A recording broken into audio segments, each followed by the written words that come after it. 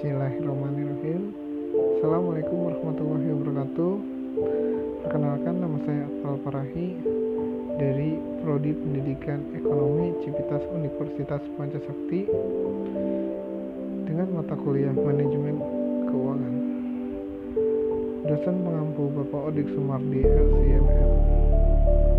Video ini dibuat untuk memenuhi tugas ujian akhir semester 7. Tujuan dan fungsi manajemen keuangan. Pengertian manajemen keuangan dapat dirumuskan oleh fungsi dan tanggung jawab para manajer keuangan. Meskipun fungsi dan tanggung jawab manajer keuangan berbeda-beda di setiap organisasi. Pengertian manajemen keuangan menurut Bambang Prianto. Manajemen keuangan atau financial management adalah keseluruhan aktivitas yang bersangkutan dengan usaha untuk mendapatkan dana dan menggunakan dana atau mengalokasikan dana atau pembelanjaan dalam arti luas. Menurut Suan Kusnan, manajemen keuangan adalah pengaturan kegiatan keuangan. Jadi manajemen keuangan adalah suatu kegiatan perencanaan, penganggaran, pemeriksaan, pengelolaan, pengendalian, pencarian, dan penyimpanan dana yang dimiliki oleh organisasi atau perusahaan. Fungsi manajemen keuangan di sini ada beberapa macam. Yang pertama, perencanaan keuangan, membuat rencana pemasukan dan pengeluaran serta kegiatan-kegiatan lainnya untuk periode tertentu. Kedua, penganggaran keuangan, tidak lanjut dari perencanaan keuangan dengan membuat detail pengeluaran dan pemasukan. Ketiga, pengelolaan keuangan, menggunakan dana perusahaan untuk memaksimalkan dana yang ada dengan berbagai cara. Keempat, yang terakhir, pencarian keuangan, mencari dan mengeksploitasi sumber dana yang ada untuk operasional kegiatan perusahaan. Lanjut, untuk yang kelima, penyimpanan keuangan, mengumpulkan dana perusahaan serta menyimpan dana tersebut dengan aman. Yang ketujuh, yang keenam, pengendalian keuangan, melakukan evaluasi serta perbaikan atau keuangan dan sistem keuangan pada perusahaan.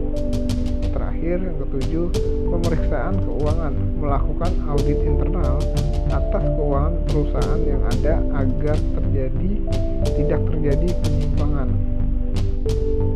Tugas pokok manajemen keuangan dibagi menjadi 3. Yang pertama, mendapatkan dana perusahaan atau kebijakan pendanaan.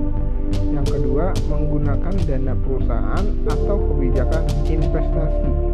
Yang ketiga, membagi keuntungan atau laba perusahaan atau kebijakan dividen.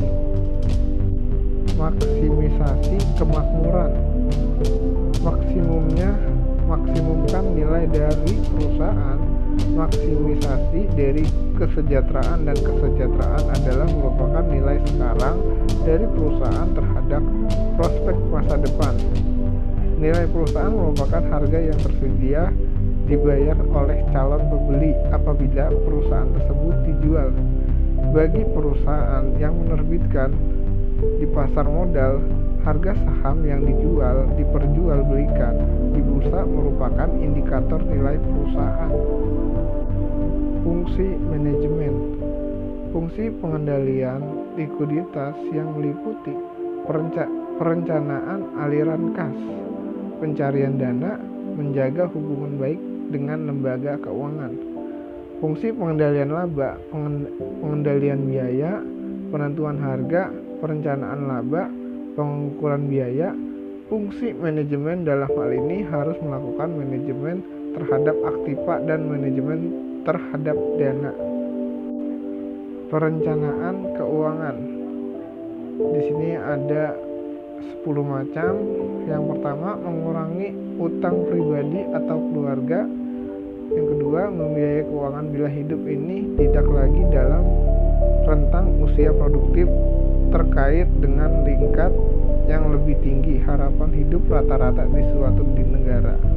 Ketiga, membayar biaya-biaya untuk membesarkan anak. Keempat, memberikan alokasi pendidikan bagi anak-anak ke perguruan tinggi.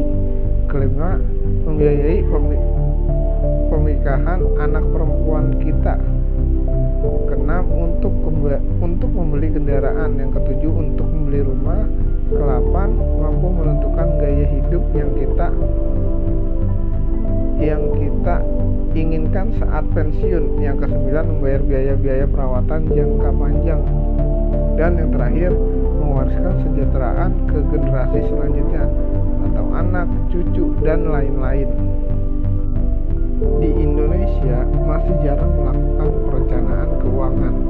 Penyebabnya, yang pertama, tidak memiliki tujuan keuangan yang jelas dan cenderung menghabiskan uang untuk memenuhi keinginan jangka pendek. Kedua, kendala waktu, keterbatasan ilmu dan pengetahuan tentang bagaimana mengelola keuangan keluarga dengan baik. Keempat, tidak dapat memilih produk investasi yang lebih beragam. Yang kelima, yang terakhir, kurangnya kesadaran masyarakat. Terima kasih sebelumnya. Jika ada kata ataupun perkataan yang salah, mohon dimaafkan. Terima kasih. Wassalamualaikum warahmatullahi wabarakatuh.